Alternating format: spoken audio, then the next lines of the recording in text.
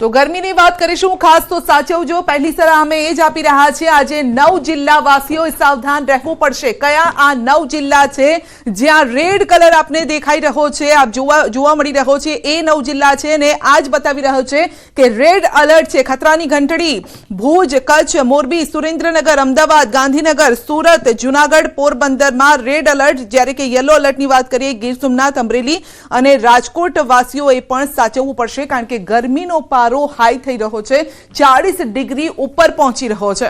આ સાથે જ રાજ્યના 9 જિલ્લામાં આજે ગરમીનું રેડ એલર્ટ છે। આ સાથે 17 શહેરોમાં તાપમાન 39 ડિગ્રીથી વધુ નોંધાઈ રહ્યું છે અને 4 શહેરોમાં તાપમાન 40 ડિગ્રીને પાર પહોંચી ગયું છે। એટલે ગરમી અત્યારે આ વખતે એવું લાગી રહ્યું છે કે રેકોર્ડ પણ તોડી શકે છે।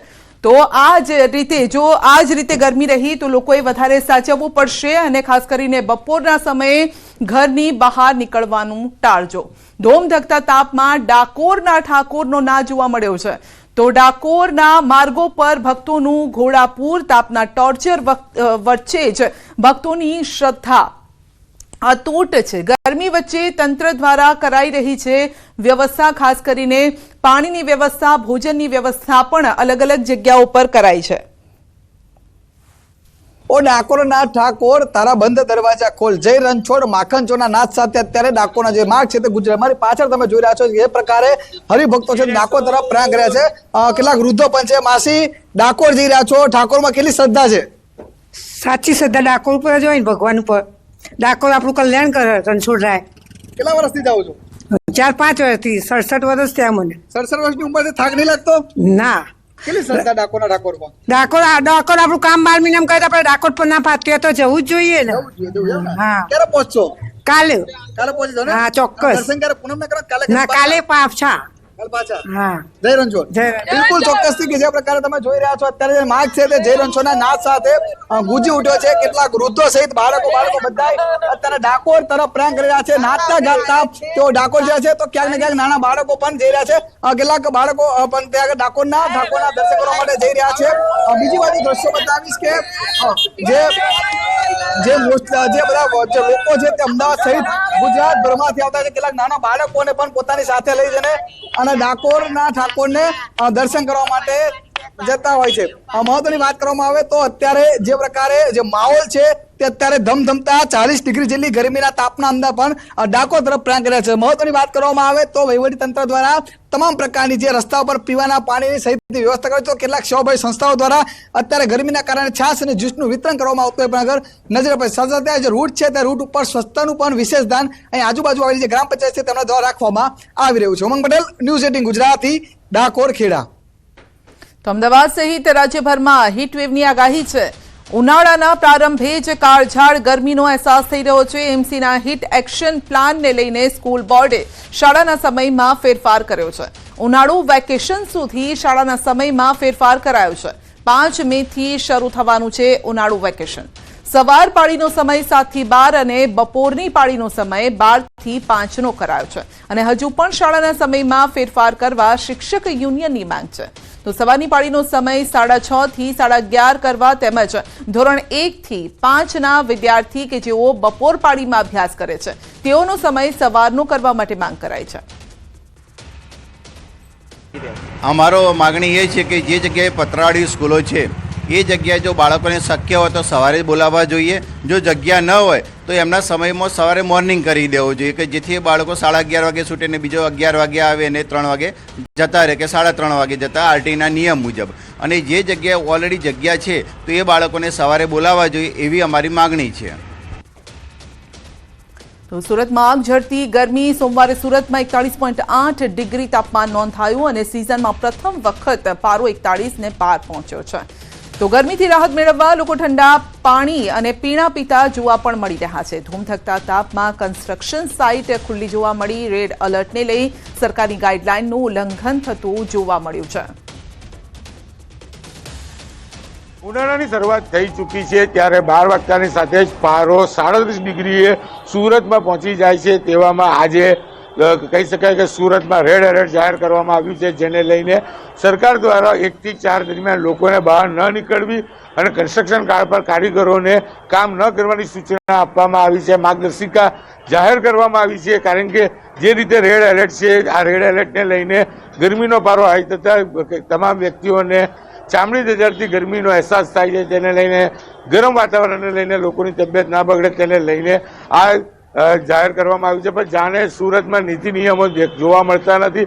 દ્રશ્ય સીધા જોઈ શકાય છે. કન્સ્ટ્રક્શન સાઇટ ઉપર 1 વાગ્યા બાદ 1 થી 4 દરમિયાન તમામ કામ બંધ કરવાની સૂચના છતાં પણ પ્રાઇવેટ કામ તો ઠીક, પણ મેટ્રોનું જે કામ ચાલી રહ્યું છે ત્યાં આગળ પણ કામ કરતા કારીગરો જોવા મળી રહ્યા છે. જે પ્રકારે તંત્ર દ્વારા બપોરે 1 થી 4 લોકોને ઘરની બહાર ન નીકળવાની સૂચના આપવામાં આવી છે. કારણ કે આજે રેડ એલર્ટ જાહેર કર્યું છે. લોકો ગરમીથી બચવા માટે ઠંડા પીણાનો ઉપયોગ કરી રહ્યા છે. ક્યાંક મહિલાઓ દુપટ્ટો અને ચશ્મા તો ક્યાંક પુરુષો ટોપીનો ઉપયોગ કરી નીકળી રહ્યા છે. પણ જે પ્રકારે ગરમી છે તે દરમિયાન લોકો ઠંડા પીણાથી પોતાની ગરમી દૂર કરી રહ્યા છે. સાથે સાથે બપોરના સમયે પંખા અને એસીનો ભરપૂર ઉપયોગ કરતા હોય છે. ત્યારે તંત્રએ 1 થી 4 ન નીકળવાની સૂચના આપી છે. પણ અહીંયા નીતિ નિયમો જાણે સુરતમાં રેડ એલર્ટ વચ્ચે લાગતા નથી તેવું જોવા મળી રહ્યું છે. કીર્તેશ પટેલ, ન્યૂઝ 18 ગુજરાતી, સુરત.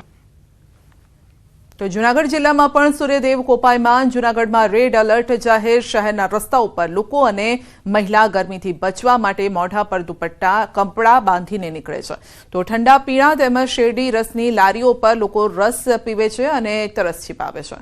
12 વર્ષ બાદ માર્ચ મહિનાની શરૂઆતમાં ગરમીનો આકરો પ્રકોપ છે. જનજીવન ઉપર વ્યાપક તેની અસર પણ જોવા મળી રહી છે. જૂનાગઢ જિલ્લામાં હાલ ગરમીને લઈને રેડ એલર્ટ જાહેર કરવામાં આવ્યું છે. આજે જૂનાગઢમાં અત્યાર સુધીમાં 41 ડિગ્રીથી વધુ તાપમાન નોંધાયું છે, જેને લઈ અને જે શહેર લોકો છે તેનું જીવન પણ આકળું વ્યાકળું થઈ ગયું છે. હાલ જે રસ્તા ઉપર છે તે તમામ જે લોકો છે તે મોઢે કપડા અથવા જે મહિલાઓ છે તે મોઢે દુપટ્ટો બાંધીને નીકળી રહી છે. બીજી તરફ જોવા જાય તો 2013 પછી માર્ચની શરૂઆતમાં 2025માં આ પ્રથમ એવી ઘટના બની છે કે જ્યારે 2025ના માર્ચ મહિનાની શરૂઆતમાં આવી ગરમી પડી રહી છે. ત્યારે જૂનાગઢ જિલ્લાને રેડ એલર્ટ જાહેર કરતા રસ્તા ઉપર પણ લોકોની ઓછી ચહલપહલ જોવા મળી છે અને લોકો શેરડીનો રસ તેમજ ઠંડા પીણાથી અને ગરમી ઓછો કરવાનો પ્રયાસ કરી રહ્યા છે. અતુલ વ્યાસ, ન્યૂઝ 18 ગુજરાતી, જૂનાગઢ. ફૂડ વિભાગની ટીમની શંકાસ્પદ ગોડાઉન પર રેડ. મોડી રાત્રે શંકાસ્પદ 2 ગોડાઉનમાં રેડ પાડી છે. પાટણ ઊંચા હાઈવે પર હાંસાપુર નજીક રેડ કરી છે. પાર્થ એસ્ટેટના ગોડાઉન નંબર 21 અને B1 ગોડાઉન સીલ કરાયા છે. ગોડાઉનમાં શંકાસ્પદ ઘી બનતું હોવાની બાતમીના આધારે રેડ કરાઈ છે. રેડ કરતા બંને ગોડાઉન બંધ મળી આવ્યા છે. ગોડાઉન માલિકનો ટેલિફોનિક સંપર્ક ન થતા મોડી રાત્રે ફૂડ વિભાગે 2 ગોડાઉન સીલ કર્યા. ગોડાઉનમાં ખરેખર શંકાસ્પદ ઘી છે કે પછી અન્ય ખાદ્ય વસ્તુ તે ગોડાઉન ખોલ્યા પછી જ ખબર પડશે. પાટણમાં આંગણિયા પેઢીનો કર્મચારી લૂંટાયો છે. સમીની PM આંગણિયા પેઢીનો કર્મચારી લૂંટાયો. 26 લાખની લૂંટ કરીને લૂંટારા ફરાર થયા છે. તો સમી હારીજ વચ્ચે કાઠીવાડા નજીક બન્યો છે આ બનાવ. પોલીસે અલગ અલગ ટીમ બનાવીને તપાસ હાથ ધરી. સુરેન્દ્રનગર મૂડીના નાડઘરી ગામની સીમમાં અચાનક કમ્પ્રેશર ફાટતા દોડધામ મચી ગઈ. સીમમાં બોરવેલની કામગીરી ચાલતી હતી. આ દરમિયાન જ અચાનક કમ્પ્રેશર ફાટ્યું અને આગ લાગી. સદનસીબે સવારનો બનાવ હોવાથી સીમમાં અવરજવર નથી, જેના કારણે જાનહાની ટળી છે. તો લોકોએ જાતે જ પાણીનો મારો ચલાવી આગને કાબૂમાં લેવાના પ્રયાસ કર્યા. આસપાસના લોકોએ આ અંગે ફાયર ફાઇટરને પણ જાણ કરી. રાજકોટની વાત કરીશું તો ટીખળ ભારે પડી શકે છે. અશાંત ધારો છે તેવા વોર્ડ નંબર 2નો વિડીયો વાયરલ થયો છે. સગીર બાળકો દ્વારા ચાલુ સાયકલે ઘરોમાં પથ્થર ફેંકવામાં આવી રહ્યા છે. તો સગીરોની ટીખળથી પરેશાન છે લોકો. સમગ્ર ઘટનાના CCTV સામે આવ્યા છે. બાળકોની આવી ટીખળ ક્યારેક ભારે પણ પડી શકે છે. તો દ્રશ્યમાં જોઈ શકો છો કે લોકોના ઘર પર બાળકો પથ્થર ફેંકી રહ્યા છે. તો ગુજરાત પંચાયત લેબોરેટરી ટેકનિશિયન મહામંડળે કાર્ય દેખાવ કર્યા છે. વિવિધ પ્રશ્નોની ઘણા સમયથી સરકારમાં રજૂઆત કરી છે. નિરાકરણ હજુ સુધી નથી આવ્યું. લેબ ટેકનિશિયન પહોંચ્યા છે ગાંધીનગર. ગાંધીનગર સત્યાગ્રહ છાવણી ખાતે લેબ ટેકનિશિયન મહામંડળે બેનર સાથે સૂત્રોચ્ચાર કર્યા. તો મુખ્ય 6 માંગણીઓ છે. પ્રાથમિક આરોગ્ય કેન્દ્ર કક્ષાએ લેબ ટેકનિશિયનને infection allowance, non practice allowance આપવાની માંગ કરવામાં આવી છે. તો આ સાથે જ કેન્દ્ર કક્ષાએ આઉટસોર્સથી અટેન્ડન્સ સહાયક આપવાની પણ માંગ કરાઈ છે. ઉચ્ચતર પગાર ધોરણમાં વિસંગતતાઓ દૂર કરવાની માંગ કરી છે. કોવિડ-19 રોગચાળામાં કરેલ કામગીરી, પગાર બાબતનો ઠરાવનો લાભ આપવાની પણ માંગ થઈ છે. લેબોરેટરી ટેકનિશિયનને મેલેરિયા સુપરવાઇઝર અને મેલેરિયા ટેકનિશિયનની ખાલી પડેલી જગ્યા પર શૂન્ય બજેટમાં કામગીરીમાં ફેરફાર કરવાની માંગણી સાથે ધરણા કર્યા છે. તો સરકાર મહામંડળની માંગ જો નહીં સંતોષે તો આગામી સમયમાં ઉગ્ર આંદોલન કરવાની ચીમકી ઉચ્ચારી છે. 25/6/1992 જે ઠરાવથી પ્રાથમિક આરોગ્ય કેન્દ્ર, સામૂહિક આરોગ્ય કેન્દ્ર કે સિવિલ હોસ્પિટલ ખાતે કામ કરતા લેબોરેટરી ટેકનિશિયનના જે પગાર ધોરણમાં જે વિસંગતતા ઉદ્ભવેલી હતી, તો એ 25/6/1992 જે ઠરાવ છે તેની અમલવારી અમે તમામ સમસ્ત લેબોરેટરી ટેકનિશિયનો માટે કરવા માટેની અમારી મૂળ માગણી છે. ભારતની જીત પર ધારાસભ્ય રીવાબા જાડેજાએ ટીમ ઇન્ડિયાને અભિનંદન પાઠવ્યા. 12 વર્ષ બાદ ઐતિહાસિક જીતને અભિનંદન પાઠવતા તમામને જીતનો શ્રેય આપ્યો, જ્યારે કે રવિન્દ્રસિંહ જાડેજાના સંન્યાસની બાબતને અફવા ગણાવી છે. કહ્યું છે કે એમની ઇન્સ્ટાગ્રામ સ્ટોરી જોઈ લો. 12 વર્ષ પછી જે ઐતિહાસિક જીત આપણને ચેમ્પિયન્સ ટ્રોફીના ફાઇનલમાં મળી છે એ બદલ હું ખૂબ ખૂબ અભિનંદન પાઠવું છું 140 કરોડ દેશની જનતાને, ક્રિકેટ લવર્સને અને ટીમ ઇન્ડિયાને. અને ખૂબ સરસ રીતે આપણે થ્રુ આઉટ ધ ટુર્નામેન્ટ રમ્યા અને ધેન ફાઇનલમાં જે રીતનું પ્રદર્શન, ટીમ કોમ્બિનેશન અને દરેક ઇન્ડિવિજ્યુઅલ પ્લેયર્સે કરેલું, તો આ જીતનો શ્રેય એ તમામને જાય છે. એટલે ખૂબ ખૂબ અભિનંદન. 14 મહિલા CISF અધિકારીઓ સહિત 125 જવાનોનો કાફલો દેવભૂમિ દ્વારકા પહોંચ્યો. સમુદ્રીય તટની સુરક્ષા માટે નીકળેલી CISF જવાનોની સાયકલ રેલી દ્વારકા દરિયાકાંઠે પહોંચી. જવાનોની સાયકલ રેલી કચ્છ લખપતથી શરૂ થઈ હતી અને કુલ 6553 કિલોમીટરની સાયકલ રેલી કન્યાકુમારી ખાતે પૂર્ણ થશે. આ રેલી પૂર્વ અને પશ્ચિમ બે તરફના રાજ્યોમાંથી શરૂ થઈ છે અને જવાનો તમામ સમુદ્ર તટ વિસ્તારની 25 દિવસમાં જ साइकिल द्वारा मुलाकात लेशे.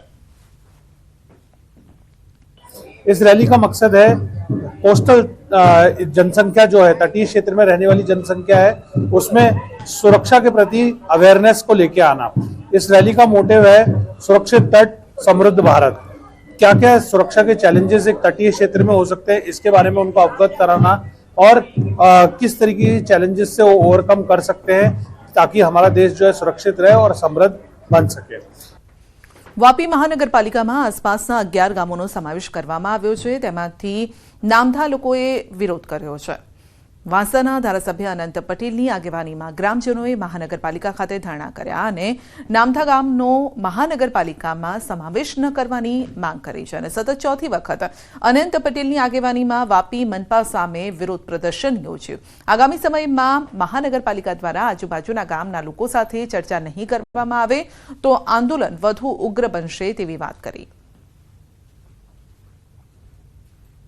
ગેરબંધારણીય રીતે ગામના લોકોને અંધારામાં રાખીને ગામને મહાનગરપાલિકામાં જોડી દેવામાં આવ્યા, એનો વિરોધ અમે ચોથી વખત કરી રહ્યા છે. હજુ પણ જો અમને નહીં સાંભળે તો આવનારા દિવસમાં હજુ અમારો વિરોધ ઉગ્ર બનાવીશું. દાખલા તરીકે સુએઝ પ્લાન્ટનો વિકાસ કર્યો, શું થયું? વલસાડમાં કર્યો, શું થયું? ડમ્પિંગ સાઇડ ઊભી કરી, કચરાની ઊભી કરી, શું થયું? રાજકોટ જિલ્લાના જામકંડોરણા તાલુકાના ધોળીધાર ગામના લોકો આકરા પાણીએ જોવા મળ્યા. અનુસૂચિત જાતિ માટે મંજૂર કરવામાં આવેલ ડોક્ટર બાબા સાહેબ આંબેડકર ભવન ન બને તેવા પ્રયત્નો કરવામાં આવ્યા હોવાના આક્ષેપ કર્યા છે અને જેથી ગામના લોકોએ અનશન પર બેસવાની ચીમકી આપી છે અને પોલીસ મથકે અરજી આપી ફરિયાદ નોંધવા માંગ કરી. ઉલ્લેખનીય છે કે ધોળીધાર મુકામે બાબા સાહેબ આંબેડકર ભવન બનાવવા માટે 5 લાખની ગ્રાન્ટ મંજૂર કરવામાં આવી હતી અને આ માટે પ્લોટ પણ મંજૂર કરવામાં આવ્યા બાદ ઘણો સમય થયો છતાં પણ ગામના 5 લોકોએ આ ભવનનું કાર્ય ન થાય તેવા પ્રયત્નો કર્યા છે તેવા આક્ષેપ લાગી રહ્યા છે અને અરજી આપવામાં આવી છે. તેમજ ધોળીધાર ગામના સરપંચ તેમના હોદ્દાનો દુરુપયોગ કરતા હોવાનો પણ અરજીમાં ઉલ્લેખ છે. તો ગામના લોકોએ આ 5 લોકો પર કાયદેસર કાર્યવાહી કરવાની માંગ કરી. સ્વર્ગવાસી શ્રી વિઠ્ઠલભાઈ રાદડિયા જે અમને 7-8 નંબરનો પ્લોટ દઈને ગયા હતા, તેની માથે 5 થી 6 જણા એવા કે જેને કબજો કરેલ છે, એની માથે રાધાકૃષ્ણનું મંદિર બનાવેલ છે. એના વિરુદ્ધ અમે આજ 6 મહિનાથી આ લડત કરી છીએ, પણ આ લડતમાં કોઈ પણ પ્રકારનો અમને કોઈ રિસ્પેક્ટ કે કોઈ જવાબ મળેલ નથી. તે માટે અમે આજ જામકંડોરણા પોલીસ સ્ટેશને જે અમારું સ્ટેચ્યુ આંબેડકર ભવનનું બેહાડેલ છે, આંબેડકર સાહેબનું જે સ્ટેચ્યુ તે પણ ખંડિત